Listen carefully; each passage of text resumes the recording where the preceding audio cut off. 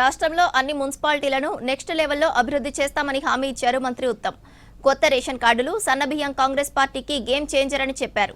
2-3 రోజుల్లో మున్సిపల్ ఎన్నికల నోటిఫికేషన్ రానుందని, ఫిబ్రవరిలో పోలింగ్ ఉండొచ్చన్నారు మంత్రి ఉత్తమ్ కుమార్ రెడ్డి. నిజామాబాద్ నగరంలో నిర్వహించిన మున్సిపల్ ఎన్నికల ముఖ్య కార్యకర్తల సమావేశంలో మంత్రి ఉత్తమ్, పిసిసి చీఫ్ మహేష్ కుమార్ గౌడ్ పాల్గొన్నారు. దేవుళ్ల పేరుతో ఓట్లు అడిగే సంస్కృతి కాంగ్రెస్ది కాదన్నారు పిసిసి చీఫ్ మహేష్ కుమార్ గౌడ్. దేవుడి పేరుతో ఓట్లు అడిగేవారు అభివృద్ధి చేయరని చెప్పారు. బీజేపీ నేతలు అబద్ధాన్ని ప్రచారం చేసి ఇంటింటికి విషం నింపుతున్నారని ఆగ్రహం వ్యక్తం చేశారు.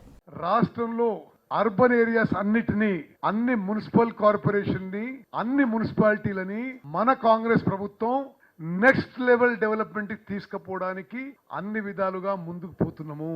నిజామాబాద్ మున్సిపల్ కార్పొరేషన్ తో సహా రాష్ట్రంలో ఉన్న అన్ని మున్సిపల్ కార్పొరేషన్స్, అన్ని మున్సిపాలిటీస్ కి ఎక్కువ నిధులు కేటాయించి అర్బన్ ఏరియాస్ అన్నిటినీ ఒక నెక్స్ట్ లెవెల్ డెవలప్మెంట్ తీసుకుపోవడానికి మన కాంగ్రెస్ ప్రభుత్వం ముందుకు పోతుందని చెప్పి నేను మనవి చేస్తున్నా. అర్హులైన వాళ్ళందరికీ కూడా 10 ఏళ్ల పాటు టీఆర్ఎస్ ప్రభుత్వంలో కొత్తగా రేషన్ కార్డు ఇవ్వలేదు.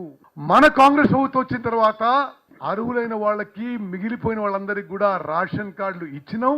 నిజామాబాద్ మున్సిపల్ కార్పొరేషన్ లో కొత్త అర్హత ఉండి కొత్త రేషన్ కార్డు రాని వారు ఎవరైనా ఉంటే, అదే విధంగా పాత రేషన్ కార్డులో కుటుంబ సభ్యులు చేర్పించాలంటే ఇప్పుడు కూడా చేర్పిస్తామని చెప్పి, కొత్త రేషన్ కార్డు ఇస్తామని చెప్పి సభాముఖంగా నేను మనవి చేస్తున్నా.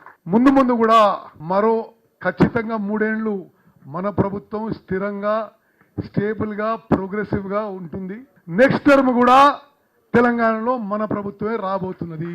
నా సహాయ సహకారాలు, అండదండలతో నిజామాబాద్ మున్సిపల్ కార్పొరేషన్ మనం గెలవాలి, మనం డెవలప్మెంట్ కూడా నెక్స్ట్ లెవెల్ తీసుకుపోవాలని చెప్పి నేను మనవి చేస్తున్నాను. ఈ మున్సిపల్ కార్పొరేషన్ ఎన్నికతో నిజామాబాద్ చరిత్ర మారే విధంగా మనం అందరం కలిసి కష్టపడి పనిచేద్దాము.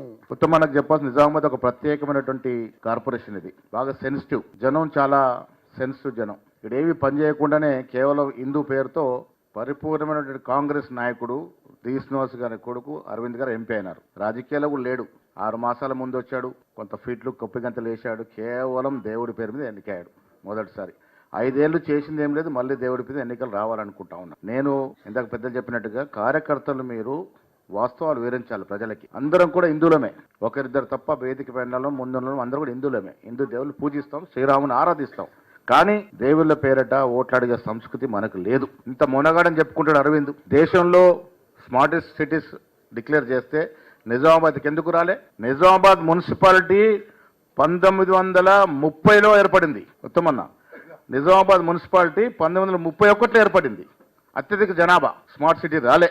1952లో ఏర్పడిన కరీంనగర్ స్మార్ట్ సిటీ అయింది. రెండు కూడా 2005లో కార్పొరేషన్ అయిన రాజశేఖర్ గారు చేశారు. కానీ 1931లో ఏర్పడ్డ నిజామాబాద్ మున్సిపాలిటీ పెద్ద మున్సిపాలిటీ, పెద్ద జనాభా ఉంటే ఇక్కడికి స్మార్ట్ సిటీ రాదు, అమృత మాత్రమే ఇస్తారు. కానీ 1952లో అంటే దాదాపు 19 ఏళ్ల తర్వాత ఏర్పడ్డ మున్సిపాలిటీకి మాత్రం స్మార్ట్ సిటీ ఇచ్చినారు. అంటే ఏంటి నీ నిర్వాహకం?